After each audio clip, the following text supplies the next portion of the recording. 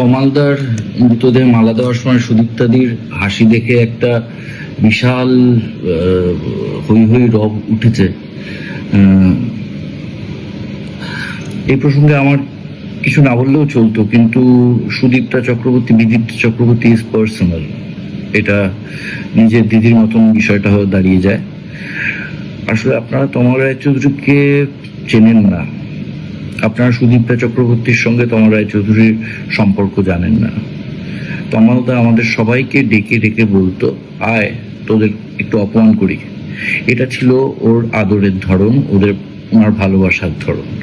তমালদা এমন একজন উদ্দাম মানুষ ছিলেন, এমন হই হই করা মজার মানুষ ছিলেন, তাকে আমরা মজা দিয়েই সেলিব্রেট করতে চেয়েছি, কান্না দিয়ে নয়।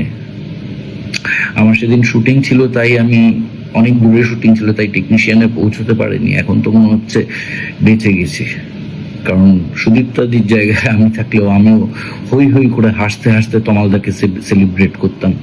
এটাই হতো তমালদার প্রতি আমাদের শ্রদ্ধার। কিছু জিনিস না আমাদের সত্যি ভিতরের। আপনার কি মনে হয় একজন অভিনেত্রী, জাতীয় পুরস্কার জয়ী, সে অন্তত নিজের শোকটাকে লুকিয়ে নাটক করতে পারতো না? মানে শোকের একটা মিথ্যে অভিনয় করতে পারতো না? দরকার নেই তো। আমরা তো সত্যি তমালদা বলতে পাগল ছিলাম। আমাদের বাচ্চাদের কাছে তমালদা গার্জিয়ান ছিল। আর বিদীপ্তা চক্রবর্তী, সুদীপ্তা চক্রবর্তী মানুষকে যদি ভালো না বাসে, তাহলে কারা বাসে সেটা আমার জানতে একটু পরিশ্রম করতে হবে। আমি এরকম মানুষ খুব একটা বেশি দেখিনি, কাজেই আমাকে একটু বলতেই হলো।